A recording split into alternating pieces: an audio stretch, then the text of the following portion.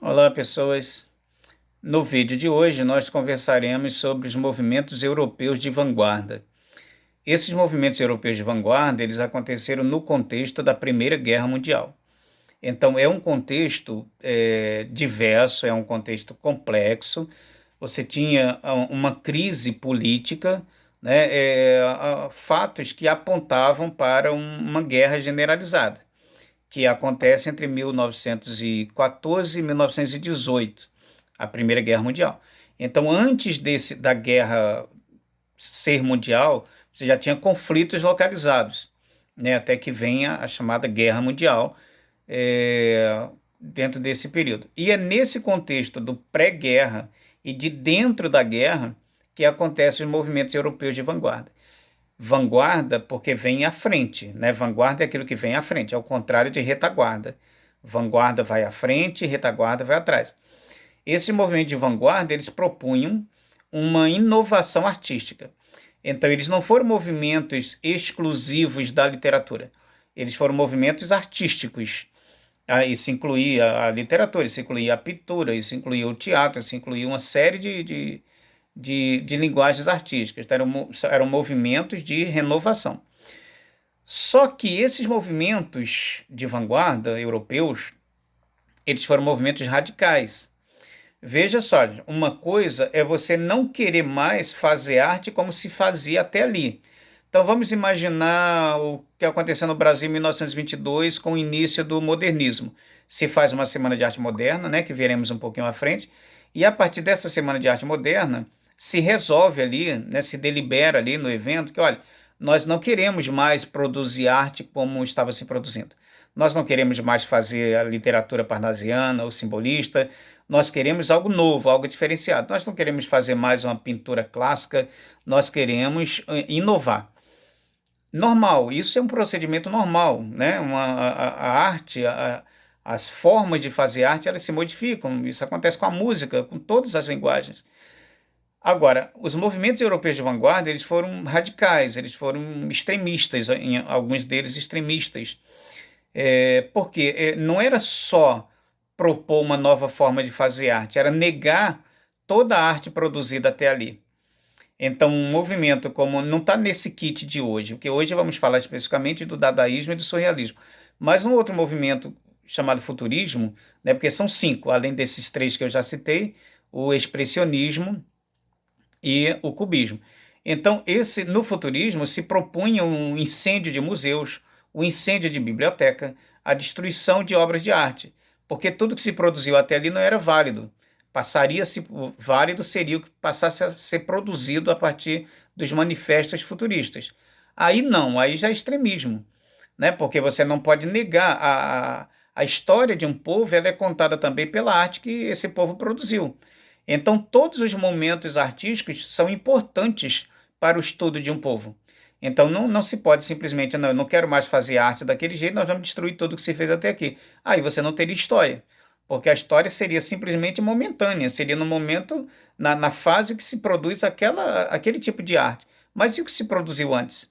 E quando as pessoas não estiverem mais felizes com aquele modelo e criarem uma outra, vão apagar aquela? Então, não pode ser assim, né? Esses movimentos, eles aconteceram no contexto da Primeira Guerra Mundial, tá? Então, um contexto muito conturbado. Antes da guerra, né, os países já estavam se estranhando, já havia uma tensão política, mas havia também coisas interessantes acontecendo, né, no final dos anos 1800, início dos anos 1900, havia coisas importantes acontecendo e que isso também precisava ser levado em conta, que a arte também levou isso em conta, a questão da tecnologia, porque naquele momento, né, nós estávamos assim começando a desenvolver, a utilizar o telefone, o telégrafo sem fio, né, o aparelho de raio-x, o automóvel, o avião, o cinema.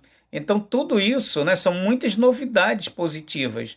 Mas, em contrapartida, você tinha uma série de problemas também.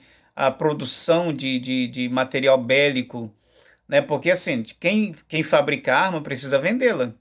Então, se tiver que criar uma guerra para vender arma, o cara vai criar. né? Essa lógica, por exemplo, é apresentada em um dos filmes lá do Homem de Ferro, né? A gente não precisa ser especialista para saber disso. Ora, se você produz armas e você vai vender armas pesadas, armas de guerra para diversos países, você vai querer vender muito mais, você vai querer vender sua produção, você vai criar um clima ruim entre eles para eles brigarem e você vende arma para os dois, né? A lógica da produção de armas é essa. Quando se discute no Brasil hoje a liberação de armas, ninguém está pensando em quantas vidas serão tiradas.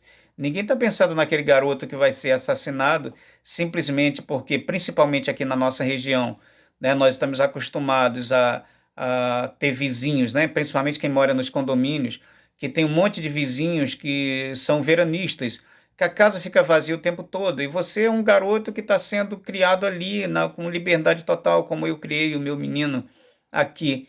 E aí a pipa caiu na casa do vizinho, ele vai pular para pegar a pipa, porque ele sabe que ali é um veranista que está tranquilo, ele não vai pegar nada, fazer um roubo na casa, ele vai pegar um pipa.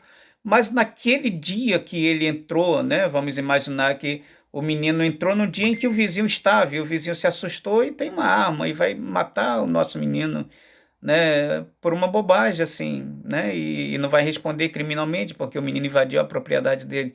Quem está fabricando armas, no caso a Taurus, e com respaldo desse governo para vender armas, está pouco preocupado com quantos meninos vão morrer, com quantas pessoas inocentes vão morrer, com quantas mulheres, né, serão vítimas de feminicídio, com o marido violento em casa, agora também armado.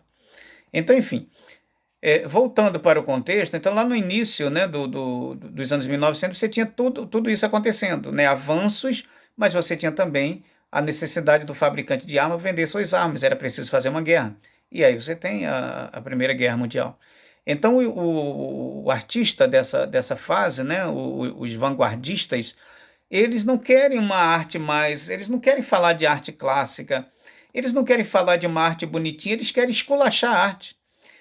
Um deles chega a dizer que não faz sentido falar em arte no momento em que a Europa está toda banhada em sangue. Então, vamos esculhambar a arte, né? Então, alguns movimentos, né, esses movimentos de vanguarda, eles acontecem nesse contexto. Tá? O dadaísmo vem desse nome Dada, e essa palavra Dada, né, quando num dos manifestos, né, que o dadaísmo, no primeiro manifesto que o dadaísmo faz, para expor qual era a sua proposta, assim, está claro que a palavra Dada não significa nada, pode significar várias coisas e pode não significar nada também. É uma ideia do nonsense, né, nonsense, desculpe, em que, assim, a palavra Dada não tem sentido, não precisa ter sentido. Então, nonsense é aquilo que não tem sentido, não tem noção. E aí a palavra Dada, o cara que faz o manifesto, ele, ironicamente, inclusive, ele dá no próprio manifesto, né, porque o dadaísmo começa em 1916, ou seja, já dentro da guerra, em Zurique. E aí esse movimento, o cara no primeiro manifesto, ele diz assim: Dada é uma nova tendência da arte. Percebe-se que o é porque, sendo até agora desconhecido, amanhã toda a Zurique vai falar dele. E aí, né, o camarada vai especificar, esclarecer o que significa Dada. E ele diz assim, bom, Dada em francês significa cavalo de pau. Aí uma parada brusca. Mas em alemão pode significar não me chateis, faz favor, adeus, até a próxima. Aí em romeno, né, porque um dos criadores é um romeno, em romeno significa certamente, claro, tem toda a razão, assim é. Sim, senhor, realmente, já tratamos disso. E no outro momento, também ele acrescenta que também pode não ter nenhum significado. Então, ou seja, no fundo, a palavra Dada não significa porcaria nenhuma, né? E o dadaísmo, né, é criado a partir dessa palavra Dada. Então, o que se quer? A gente não sabe muito bem o que quer. Então, quais são as características desse movimento louco chamado dadaísmo? Bom, o dadaísmo é anárquico, ele é um movimento anárquico, ele é um movimento provocador, irreverente, baseado na improvisação. A ideia dadaísta é assim, se você tiver que ensaiar, vamos pensar que você vai fazer um espetáculo ali na rua, você vai ali para perto do shopping, né? E ali naquele corredor principal do shopping de Unamá, você vai fazer uma apresentação artística. Se você ensaiar essa apresentação, ela já não será mais arte, porque a arte é improviso, essa é a visão do dadaísta. Então, se você montar um grupo e chegar ali e começar a fazer qualquer papagaiada, qualquer presepada, o mais inusitado que você puder imaginar, você estará apresentando um espetáculo dadaísta. E aí eles reclamam porque eles não são compreendidos, porque as pessoas vaiam, as pessoas jogam tomate, as pessoas jogam ovos, e aí os espetáculos são quase todos assim, né, vaiados, porque é uma coisa maluca que se faz de improviso naquele momento, não pode ensaiar, se ensaiar descaracteriza. E aí eles se sentem ainda incompreendidos. Eles, no caso da literatura, a orientação dadaísta vem num poema chamado Receita de Poema Dadaísta, do Tristan Tzara, que diz mais ou menos assim, aliás, que diz assim: pegue um papel, pegue um jornal, pegue a tesoura, escolha no jornal um artigo do tamanho que você deseja dar ao seu poema, recorte o artigo. E aí, na sequência, ele manda você agitar, botar essa palavra dentro de um saco, agitar esse saco e ir tirando as palavras. Na ordem que sair, você anota no papel e pronto, você tem um poema dadaísta. O dadaísmo também utiliza muito colagem, né, objetos um posto ao lado do outro, ou sobreposto, e o deslocamento. O deslocamento é quando você pega um objeto que não tem nada a ver com arte e você ressignifica ele. Por exemplo, a principal obra dadaísta do Marcel Duchamp é aquele mictório, né? Você já deve ter visto essa obra. Simplesmente ele pega um mictório e coloca esse mictório numa exposição de arte e chama de A Fonte. E aí pronto, virou uma obra de arte, ou seja, um deslocamento do seu uso, né, de fato. Um mictório não é uma obra de arte, mas ali passou a ser. Tá? Além, depois de um certo tempo, né, o principal nome do dadaísmo, que são o Tristan Tzara e o André Breton, o André Breton acaba brigando com o Tzara, se desentendendo lá, e cria o surrealismo, que é um movimento mais radical ainda.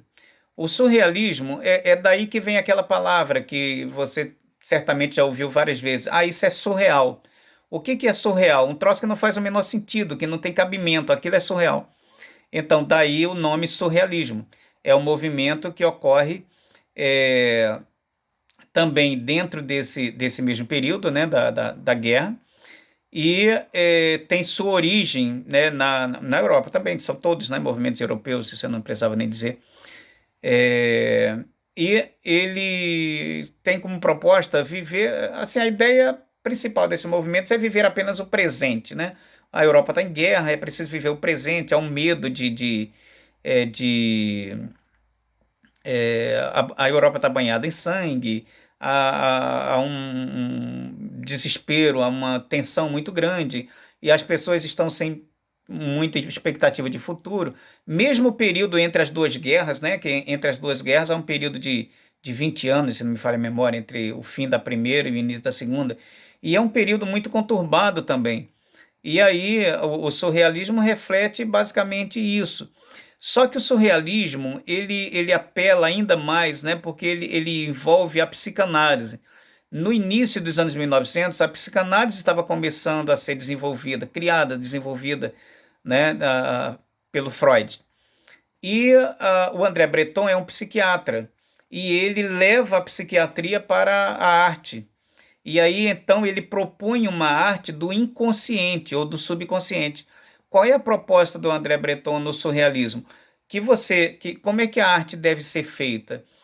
Quais são as características principais desse surrealismo? Bom, pensamento livre, expressividade espontânea, criação de uma realidade paralela, criação de cenas irreais, valorização do inconsciente. Então é assim, você tem um pesadelo e aí você transforma esse pesadelo numa pintura. Pronto, isso é uma obra surrealista.